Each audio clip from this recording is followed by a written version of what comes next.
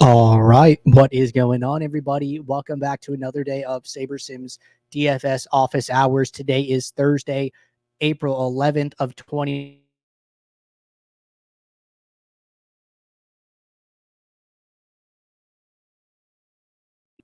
The Masters already is going on here, so check out some golf today. We have a 5-game NBA main slate tonight, and then we have a 10-game NHL slate. So for those of you who are new here, welcome. My name is Andrew. I am one of the coaches over here at SaberSim. This is a show where we go over how to use the SaberSim app, answer any and all DFS-related questions. You get your questions in one of three ways here. First off, send us an email, support@sabersim.com. Second, post it live in the YouTube chat. Third way, post it in the office hours channel in our Discord server. If you're not in our Discord and want to get access to that channel, there is a link in the description of this video. You also get access to our similar channels, individual sport channels, and you get access to the rest of the SaberSim team. So can't say enough good things about the Discord. But with that said, we do the show Monday through Friday, 4 p.m. Eastern. We do the show on Saturdays at 11 a.m. Eastern. So it should be a good day today. Going to get the app pulled up. And just taking a peek here, no questions to get us started. I thought it'd be a good opportunity to do a, kind of later season NBA type build here. MLB's already underway. Golf's already underway. Good opportunity to talk about some late season NBA. I'm pretty sure the NBA regular season ends in a couple of days here. So we're getting really late in the year. What are teams doing? How are they managing minutes? What are the playoff races looking like? Things that you might want to be taking into account, right? So first thing I'm going to do is just load up SaberSim. Usually I like to come in here and just kind of sort by value. Like, hey, the value column is going to really tell you where to look and where to go, right? So here, our top 4 values are all Utah. We see some value on Chicago and maybe even Houston here. So like I'm writing those teams down for me, right? Utah, Chicago, Houston. These are the first places I want to look when starting my NBA build. Now I'm going to go and use the team filters, just sort by projection. And then I'm going to come in here and say, okay, who's out? Okay, Walker Kessler's out. Colin Sexton's out. Chris Dunn, Lauren Markkanen, John Collins, Jordan Clarkson. If you don't know what these guys' names are, look at their salaries. 5,600, 7,400, 4,300, 7,700, 6,600, 6,100. So we have 5 players over 5,500 salary, which is like pretty important considering that if you look at the rest of the team of the active players, there is only one player above 5,500. So clear why the value is coming to this team. Okay, good. So we understand what's going on there.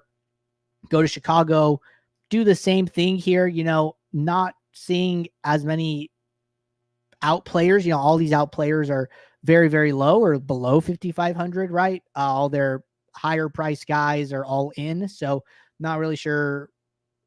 The value there makes me a little uncertain. And then we go over to Houston. We don't see any big name players.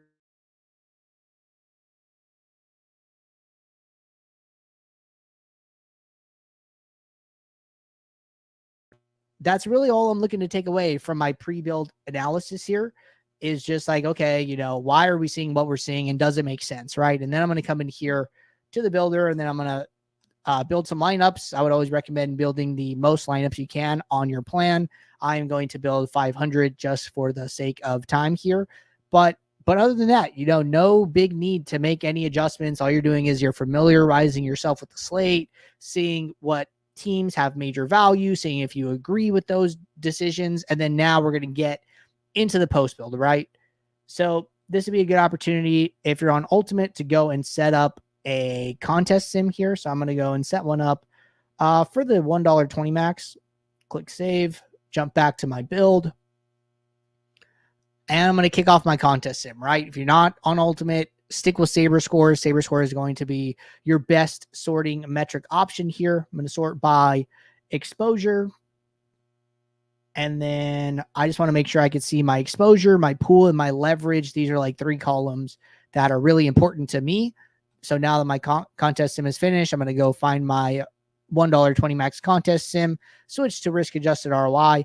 And then now we can really dive into post build analysis. So something that I like to talk about that I do is that I will count how many players are in a lineup. So for an NBA lineup, there are 8 players. I would just go and auto set my min uniques to at least half of the lineup, and then scroll down to the last lineup in my set and see where I'm coming in, right? So lineup 198 is the last in my set of 20. Now that I put my min uniques to 4, still have positive sim ROI. So fine with what I'm seeing so far. So now here, I kind of want to test this a little bit, just push it. I want to see if I can get to 5. And I can't successfully get to 5, right? I can get to 5, but then I start to get negative sim ROI lineups in my pool. So I'm going to go back to 4. And then I'm going to come in here and I'm going to sort by leverage. So I want to say, hey, do I agree with some of the biggest stands that we're taking on the slate? And some of those names are DeAndre Ayton, Nikola Vucevic. One thing that I'm using to determine here if I'm okay with these stands is their pool exposure. So Ayton has a 22% ownership, but he's coming up in about 40% of our pool. We have him at like 55%. Given that he's a big name player, key player on his team, I think this is fine. I'm okay with it. Same thing for Vucevic here, 27% ownership, 42% pool. We're getting him in 60% of our lineups. The leverage is a little high, but it is okay with me. Taylor Horton-Tucker, 71% ownership. We have him in 100% of our lineups. To me, that's fine. Some people look at that and like, hey, I would never play somebody 100%. Well, even though he's 100%, he's our third highest leverage. So that's why I think exposure is not super important. It's how much you have of this player in relation to the field, right? So other than that, these guys all look fine to me. I'm going to sort inversely here and just look at the guys that I'm taking the biggest stand against here. We talk about like this 2 to 3x leverage compared to like ownership or pool percent. So having 10% Amen Thompson when he's like 30% in our pool or like 30%, 32% ownership, I think is fine. And other than that, I'm pretty comfortable with what I'm seeing here. Not seeing anything else super outstanding. So all things considered, I would be happy with these lineups and I would be ready to late swap, right? So I think that is a fine process here for NBA. You don't have to spend too much time researching, get familiar with the slate, run some lineups, run your contest sim, set your min uniques, look at your leverages, all good to go. Great. Let's rock and roll. So that is what I would do if I were building NBA lineups for today. But with that said, not seeing any more questions coming in here, just ran this NBA build trial here. So I know everybody's probably watching golf, sweating their lineups. Good luck to you all this weekend. I will be right back here tomorrow, 4 p.m. Eastern for our next show. So until then, everybody take care. Good luck. I'll see you all. Thanks. Bye.